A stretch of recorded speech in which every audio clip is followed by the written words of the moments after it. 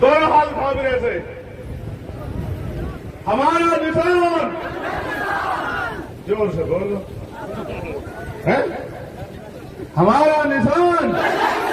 देश की रक्षा कौन करेगा? संविधान की रक्षा कौन करेगा? आरक्षण की रक्षा कौन करेगा? लोकतंत्र की रक्षा कौन करेगा? बहन बेटियों की रक्षा कौन करेगा? नौजवानों, जय भीम, जय भारत, जय संविधान, जय मंडल, जय जोहार, नमस्कार, आदाब, सत श्री अकाल। मैं सबसे पहले तो खड्डा की महान जनता का और इसके आसपास के क्षेत्र के सभी लोगों का बहुत बहुत धन्यवाद देता हूं कि वो एक बहुत लंबे समय से इंतजार कर रहे हैं। बहुत बहुत धन्यवाद आप सब लोगों का।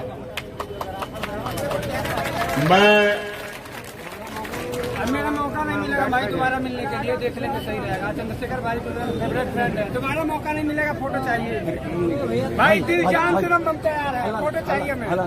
कल सिद्धार्थनगर था, सिद्धार्थनगर कपिल वस्तु भगवान बुद्ध की जन्मस्थली है, जहां भगवान बुद्ध लंबे समय तक रहे। और ये कुशीनगर उनकी परिनिर्वाण स्थली है, जहां उन्होंने अपना शरीर त्यागा। ये आज कुशीनगर इन अति पिछड़े जिलों में नहीं आता। आज कुशीनगर का नाम भी दुनिया के पटल पर आगे बढ़ता, कुशीनगर भी आगे बढ़ता, कुशीनगर में भी रोजगार के साधन पैदा होते, कुशीनगर में भी यहाँ के नौजवानों को रोजगार करने के लिए मुंबई और दिल्ली में नहीं जाना पड़ता। 6-6 महीने घर से दूर रह के, माँ बाप से दूर रह के, परिवार से दूर रह के तमाम तरह की मुसीबतों का सामना सिर्फ अपने बच्चों का पेट पालने के लिए नहीं करना पड़ता। सम्मानित साथियों, मैं आपको एक कोरोना काल का समय याद दिलाना चाहता हूं। आप जानते हैं, संविधान के बाद समाज में 2 तरह के परिवर्तन हुए। एक, पहला परिवर्तन की आरक्षण की वजह से जिन परिवारों में सरकारी नौकरी आई, उन परिवारों में सरकारी नौकरी के बाद सुविधाएं भी आई। उनके बच्चों को सरकारी स्कूल की जगह प्राइवेट में जाने का मौका मिला, अच्छा खाना, अच्छा पीना और सुख सुविधाएं मिली। एक समाज में 10-12-15% लोगों में एक बदलाव हुआ। लेकिन 16 अगस्त 1947 को आप अपने मन में सोचो और खुद से जवाब मांगो कि 14 अगस्त को जिसकी जेब में 1 रुपया था, तो क्या 16 अगस्त को उसकी जेब में 100 रुपए पहुंचे? 14 अगस्त को जिसके पास 1 गज जमीन थी, क्या 16 अगस्त को आजादी के बाद उसके पास 10 बीघा जमीन पहुंची? 14 अगस्त को जो बेरोजगार था, जो अशिक्षित था, क्या 16 तारीख को वो शिक्षित हो गया, या फिर उसके पास रोजगार आ गया, या फिर 14 तारीख को जिनके पास उद्योग धंधे नहीं थे, क्या 16 तारीख को उनके पास उद्योग धंधे आ गए? तो सवाल ये है कि आजादी से बदला क्या? जब तक इस देश के धन धरती राजपाट में बंटवारा नहीं होगा, जब तक इस देश के लोगों को बराबर की हिस्सेदारी, स्वाभिमान, सम्मान का जीवन नहीं मिलेगा, तब तक इस देश में समानता की बात करना समानता का मजाक उड़ाने जैसा है। इसका उदाहरण भी मैं देता हूं। एक तरफ वो लोग हैं जिनके पास इतनी संपत्ति है कि उनको पता भी नहीं है, और एक तरफ लाखों लोग ऐसे हैं जो बिना छत के सोते हैं, भूखे पेट सोते हैं। एक तरफ ऐसे लोग हैं जिनके घरों में 56 तरह का भोजन बनता है, और एक तरफ मेरा परिवार है जो रूखी सूखी खाके पेट पे हाथ फेर के चुपचाप हो जाता है कि उनके दुख का किसी और को पता न लगे और उनकी मजाक न बने। एक तरफ वो लोग हैं जो ऐसे की गाड़ियों में, हेलीकॉप्टर, हवाई जहाजों में घूमते हैं, और दूसरी तरफ मेरा ये किसान मजदूर समाज है जिनके सपने में भी ये गाड़ियां नहीं आती हैं, टीवी पे या सड़क पे उन गाड़ियों को चलते देख लेते हैं।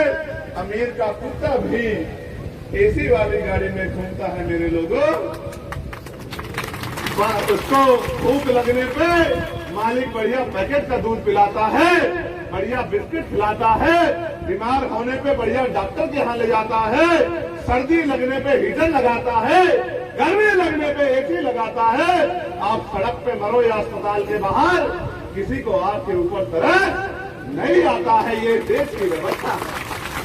तो क्या हमारे महान पुरुष बारे में नहीं सोचते थे? वो सोचते थे, इसलिए उन्होंने आपको वोट का अधिकार दिया और ये वोट हमारा हथियार है, क्योंकि वो जानते थे कि जिन्होंने सदियों हमें कुर्सी पे बैठने नहीं दिया, स्वाभिमान सम्मान का जीवन नहीं दिया, हजारों जुल्म हम पे रहे, हजारों जुल्म हमने सहे, जिन्होंने हमारी आंखों के आंसुओं को पानी भी नहीं समझा, वो हमें इज्जत की जिंदगी नहीं दे पाएंगे और आने वाले कल में वो हमारे मिले हुए अधिकारों को भी छीनने का काम करेंगे।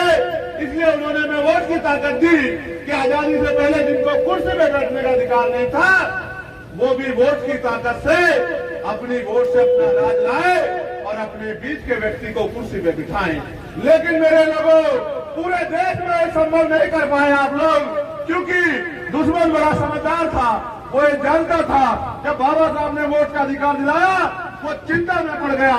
उनको लगा जो कल तक हमारे पैर की जूती थे, जिसमें हम शोषण करते थे, कल वो संविधान की वजह से हमारे बराबर में बैठेंगे। तो उन्होंने कहा इसका तोड़ क्या है?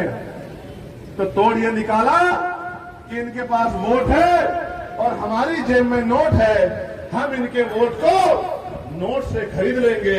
बाबा साहब समाज को समझाते हुए जाते कि भाई ये वोट हथियार है, इसका प्रयोग वो करके पिछलग्गू मत बनो, कुर्सी में बैठो। और एक बच्चे से भैया 400 रुपए 200 करोड़ रुपए इकट्ठा किया और इन गरीबों को धूल फाकने के लिए छोड़ दिया। जो इनके आवाज उठाए उसको कहीं मुकदमा कर दे। हमने कहा करो मुख्यमंत्री जी मुकदमा, लेकिन अगर अन्याय के खिलाफ आवाज न उठाए तो हमें जिंदा आवाज कौन कहे? तो हमने आवाज भी लेकिन सवाल ये है, 69,000 शिक्षक भर्ती में दलित पिछड़ों के बच्चों ने भागीदारी की, 20,000 पदों पे घोटाला हुआ, 4 दिन हम लोग लड़ते रहे और फिर हमने एक बड़ी कॉल देके आपसे भी 5 गुना लोग बुला के लखनऊ में हमने आंदोलन किया। सरकार झुकी और 6,800 नौकरियां उन बच्चों को दिलाने का काम किया, जिनमें पाल थे, प्रजापति थे, कश्यप थे, सैनी थे, मौर्य थे, शाक्य थे, कुशवाहा थे, यादव थे, जाट थे, गुर्जर थे, बिन थे, राजभर थे, केवट थे, मल्ला थे, जिनमें हमारे कुर्मी समाज के भी थे, जिनमें हमारे चमार, वाल्मीकि, पासी, धोबी, कोरी, खटीक, पासवान, तमाम शेड्यूल कास्ट बैकवर्ड के बच्चे थे। जिस दिन नौकरी मिली मैं लखनऊ में था, वो बच्चे मुझसे लिपट के रोए कि भैया ये नौकरी आपकी देन है, लेकिन उनके आंसू, उनकी खुशियां ज्यादा दिन तक नहीं रह पाई, क्योंकि सरकार ने कोर्ट में जाके स्टे लगवा दिया और 6,800 बच्चों को पुनः घर बिठा दिया।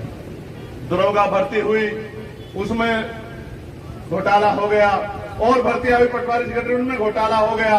लेकिन सवाल ये है, अगर स्वामी प्रसाद मौर्य जी को डॉक्टर बना लो और अपनी वोट को गन्ना किसान को 1 तारीख पर डालकर स्वामी प्रसाद मौर्य जी को विजय बनाने का संकल्प आज इस धरती से कर दो, ये कहने के लिए मैं आपके बीच आऊं। आप मेरी बात पे गौर करना नौजवानों, हमारा सबसे बड़ा हथियार वोट तो है, लेकिन एक और हथियार जो बाबा साहब कह गए कि शिक्षित बनो।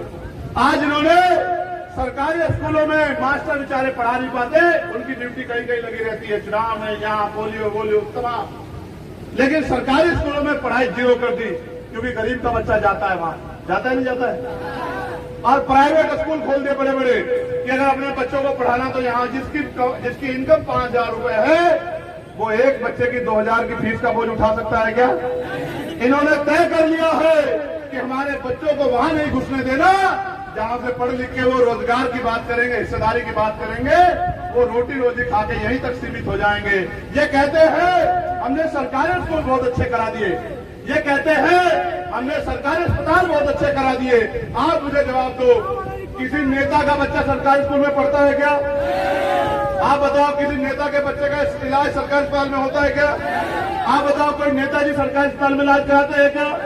कोई नेताजी खुद जो है, जहां एक टेबल पे मजदूर का बेटा बैठता है, जब तक उसी टेबल पे यहाँ के जिलाधिकारी का, एसएसपी का, यहाँ के मंत्री का, विधायक का, एमएलसी का, सांसद का बेटा नहीं बैठेगा तो उन स्कूलों में अच्छी शिक्षा की व्यवस्था कहाँ हो जाएगी भाई? आप ये महसूस करो। ये कहते हैं हमने जनता के लिए करा दी। मैं तो तब इस बात को सही मानता जब पहले अपने बच्चों को ये पढ़ाते, अपने बच्चों को लंदन अमेरिका भेजते हैं, प्राइवेट स्कूल में भेजते हैं, अपना इलाज फोर्टिज मैथ में कराते हैं, विदेश में कराते हैं, और हमें कहते हैं कि सरकारी अस्पतालों में अच्छी व्यवस्था है, जहां डॉक्टर साहब ढूंढे नहीं मिलते, दवाई बाहर से लिख दी जाती है, जिसमें कमीशन जाता है, टैक्स कोई नहीं होता। ये अमीरों की सरकार है भाइयों बहनों, ये गरीबों की सरकार नहीं है। इनका एकमात्र लक्ष्य है गरीबों को कुचल दिया जाए। इसलिए मैं आपसे कहने आया हूं कि आपको आंखें खोलनी पड़ेगी, अच्छे बुरे का फर्क समझना पड़ेगा। यहाँ के जो एमपी साहब हैं, वैसे तो मैं किसी का नाम नहीं लेता, लेकिन उनकी जानकारी है कि प्रभुनाथ कुशवाहा जी की 2 एकड़ भूमि उन्होंने यहाँ से कब्जा ली।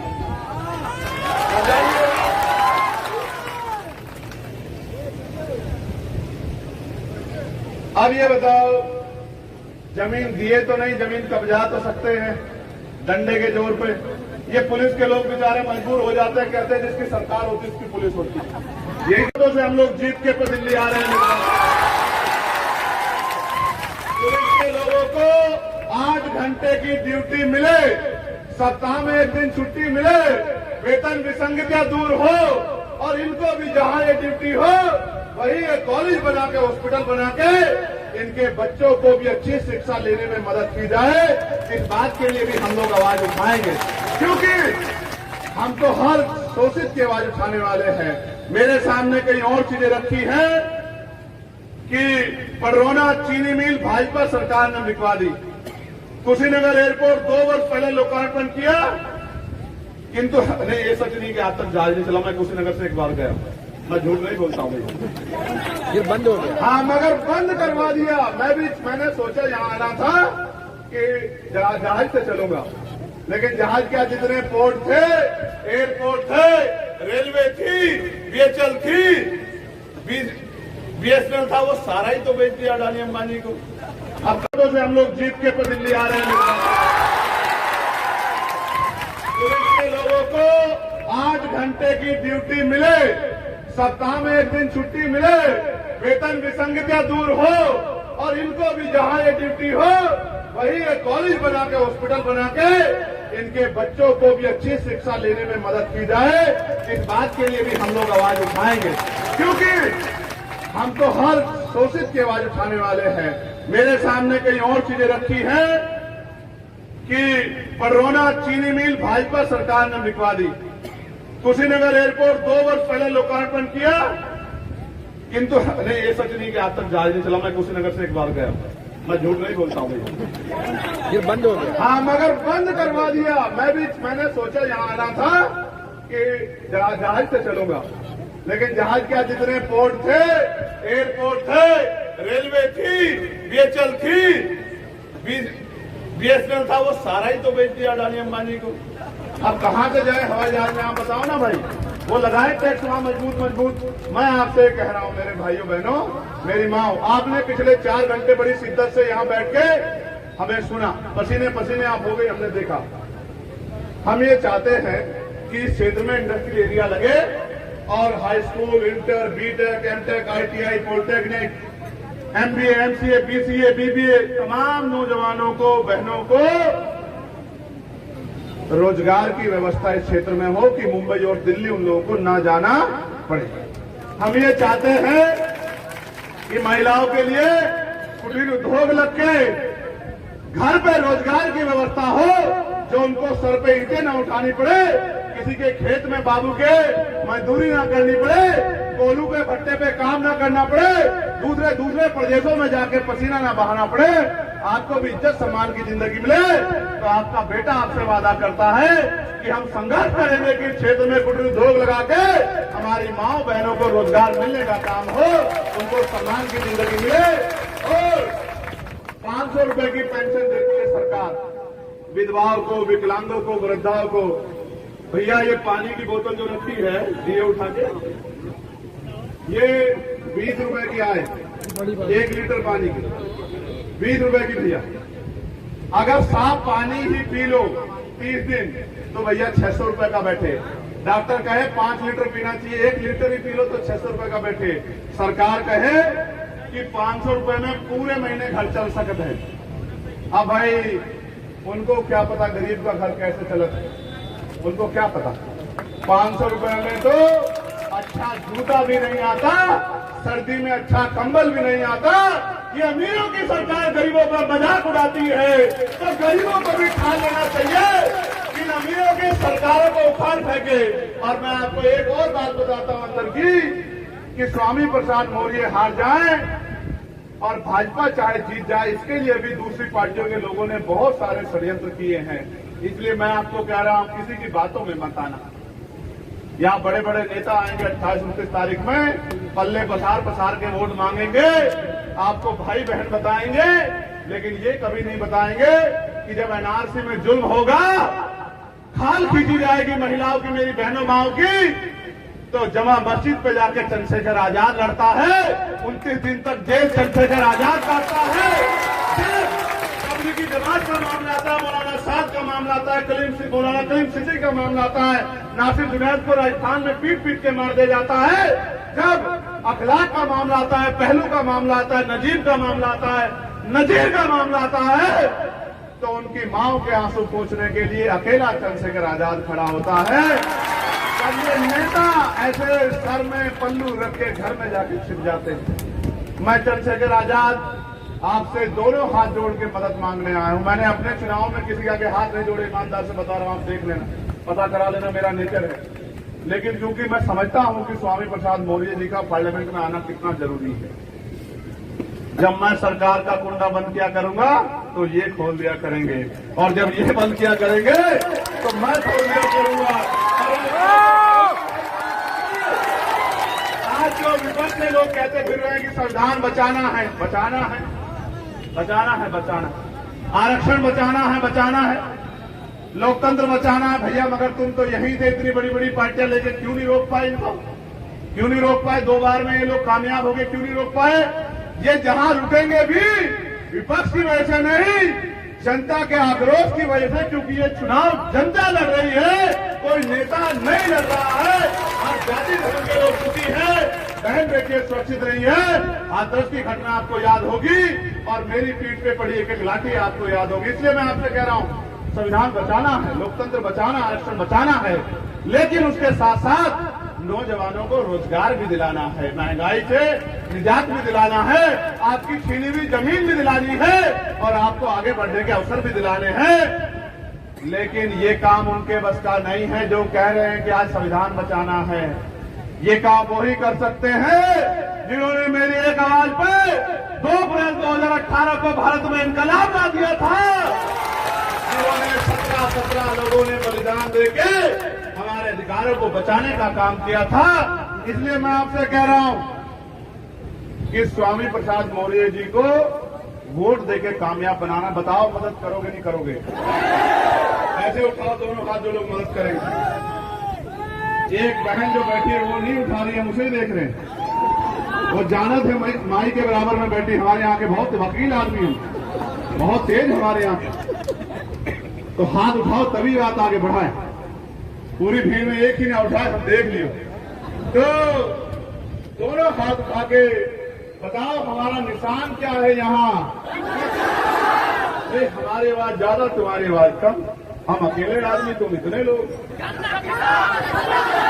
आप जानत हो ना कि सरकार कितने जख्म दिए हैं। हाथरस की बेटी याद है ना? कौन लड़े? उम्र से ज्यादा मुकदमे लेके कौन लड़े? कभी पीठ दिखाए क्या? तुम तो नहीं धोखा दे।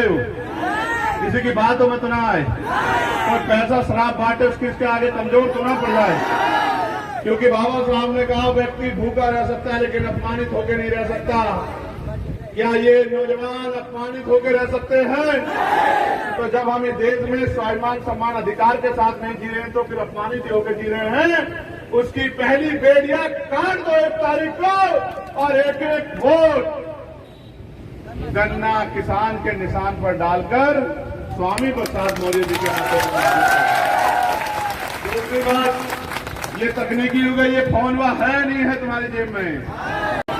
साले को फोन, और उसका साला अपने साले को फोन करेगा, और उसका साला अपने साले को फोन करेगा। और जब हर साला हर साले को फोन करेगा तो कौन साला बच जाएगा जिसका करना हर आदमी गन्ना किसान के साथ खड़ा हो जाएगा। और 5 दिन आप पे बाकी हैं ये समझ के लड़ना कि स्वामी प्रसाद मौर्य नहीं लड़ रहे, आप सब लोग लड़ रहे हैं। आप सब लोग स्वामी प्रसाद मौर्य हैं। और एक एक वोट, ये जो बीएसपी के लोग हमारी खूब मदद कर रहे हैं भाई, इनका भी बहुत बहुत धन्यवाद। आप तो हमसे पुराने मिशन के लोग हो, हम तो आपको देख देख के आगे बढ़े। क्योंकि मानवर काशीराम साहब कह के गए कि जिंदा लोग मिशन नहीं चलाते और मुर्दा लोग रुकन नहीं दे। हम इस मिशन को कारवा को रुकन न दे। बाबा साहब अम्बेडकर मानवर काशीराम साहब का अधूरा सपना पूरा करें, इस देश में मानवता का राज स्थापित करें। उसमें मदद करा दियो नहीं करा दियो, दोनों हाथ उठाओ मेरे से। हमारा निशान, जोर से बोलो, है हमारा निशान। देश की रक्षा कौन करेगा? संविधान की रक्षा कौन करेगा? आरक्षण की रक्षा कौन करेगा? लोकतंत्र की रक्षा कौन करेगा? बहन बेटियों की रक्षा कौन करेगा? नौजवानों की रक्षा कौन करेगा? किसानों की रक्षा कौन करेगा? दलित पिछड़े मुसलमानों की रक्षा कौन करेगा? महापुरुषों का सपना पूरा कौन करेगा? इन माओं के आंसू कौन पूछेगा? तो मैं आप सबको नमस्कार, आदाब, सलाम करता हूं, सत श्री अकाल करता हूं और आपसे उम्मीद करता हूं